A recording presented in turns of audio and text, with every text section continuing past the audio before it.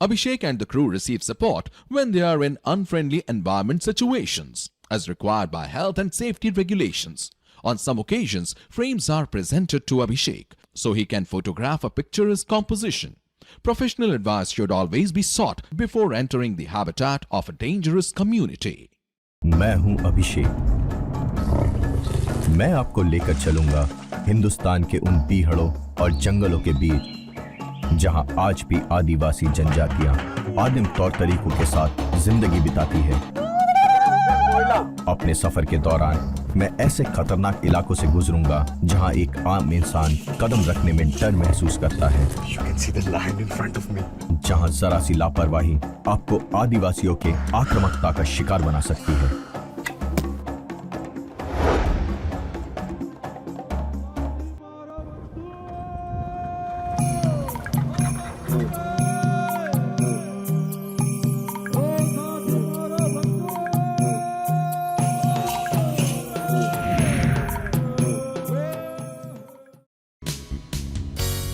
One of the most ancient tribes of central India, जो दूर कहीं घने खतरनाक जंगलों के पार बसती है, आज मैं निकला हूं उन्हीं बैगा ट्राइबल्स की तलाश में।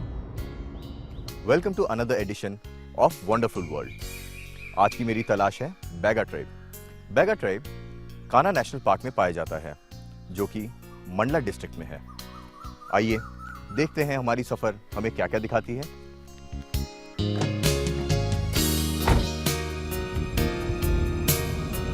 बहुत कुछ सुना पड़ा है बैगा ट्राइबल्स की उन बस्तियों के बारे में। सोचता हूँ कि क्या सचमुच ऐसा हो सकता है कि हजारों सालों से कुछ लोग एक ऐसी दुनिया में रहते हैं जिसका बाहरी दुनिया से कोई लेना देना नहीं। उन लोगों से मिलने के लिए मैं इतना ज्यादा एक्साइटेड हूँ कि जल्द से जल्द वहां पहुंचना चाहता हूँ। इस तरह के सफर में अक्सर आपको कुछ अनजान लेकिन अट्रैक्टिव डेस्टिनेशंस बतौर बोनस ही मिल जाती है। On our way to Mandla, we have reached this beautiful place called Orcha. The religious importance of this place is that Rama is worshipped as a King Rama, not as a Lord Rama.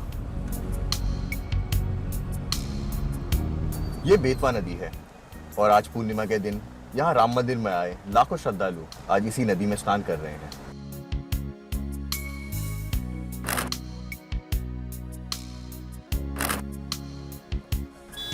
ठहरने का ना तो वक्त है ना ही मौका, क्योंकि मुझे बैगा ट्राइबल्स की बस्ती को तलाशना है और इसके लिए मुझे कान्हा नेशनल पार्क के घने जंगलों के बीच अपना सर्च ऑपरेशन चलाना है, वो भी शायद अकेले।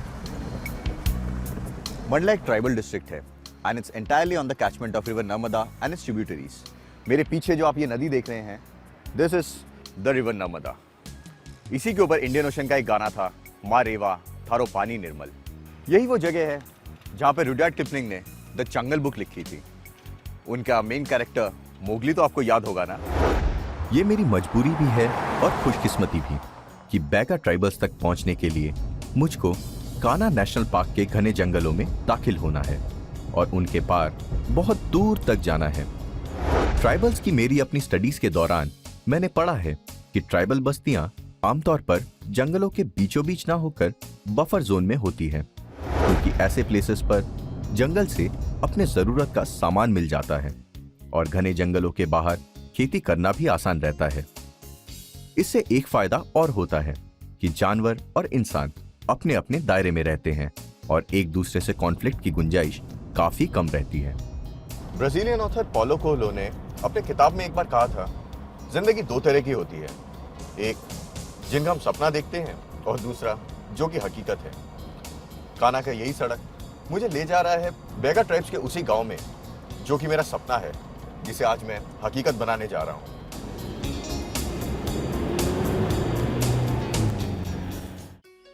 कान्हा नेशनल पार्क भारत के सबसे बेहतरीन टाइगर रिजर्व्स में से है। तभी तो यहां पर पूरे इंडिया में टाइगर्स की सबसे बड़ी आबादी है, तकरीबन 100 से भी ज्यादा। कान्हा को 1974 में प्रोजेक्ट टाइगर में शामिल किया गया था। जाहिर है, जहां टाइगर्स होंगे वहां दूसरे जानवरों की भी अच्छी खासी तादाद होगी। This is Kanha Jungle Camp. This is owned by Madhya Pradesh government. Tourists can come over and stay at a very nominal price. And the main attraction of this place is this is just outside the gate of Kanha National Park. आज सूरत से मेरा competition है, इसीलिए सुबह की लाली के साथ मैं निकल पड़ा हूं बैगा जनजाति के गांव की तलाश में। मुझे पूरा जंगल पार करके इसकी सरहदों के आसपास उन्हें ढूंढना है। इन घने जंगलों में एक हद के बाद मुझे अपनी गाड़ी ले जाने की परमिशन नहीं मिली है, इसीलिए मुझे आगे जाने के लिए फॉरेस्ट डिपार्टमेंट की ओपन जिप्सी का सहारा लेना पड़ा। पक्की सड़क को छोड़कर मैं उन जंगली कच्ची सड़कों पर मुड़ गया।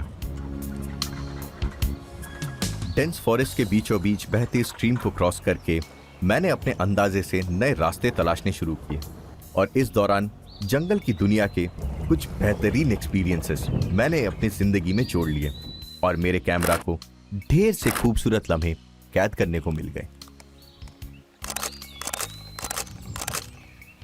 तभी मेरी निगाह स्ट्रीम से कुछ दूर के किनारे हिलती हुई झाड़ियों पर गई। टाइगर है, टाइगर टाइगर बैठ गया बैठ। We have just spotted a tiger and it's right out there behind those bushes.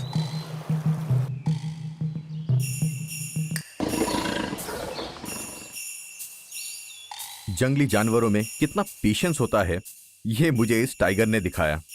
बहुत देर इंतजार करने पर भी वो झाड़ियों में छिपा रहा।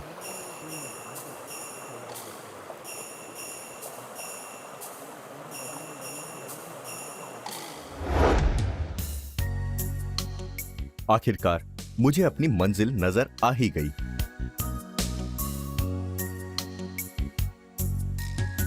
दूर से ही नीले और सफेद रंगों में रंगी झोपड़ियों को देखकर मैंने चैन की सांस ली, क्योंकि मैं पहुंच चुका हूं बैगा ट्राइबल्स की बस्ती में। Begas are the most primitive tribal group of Central India.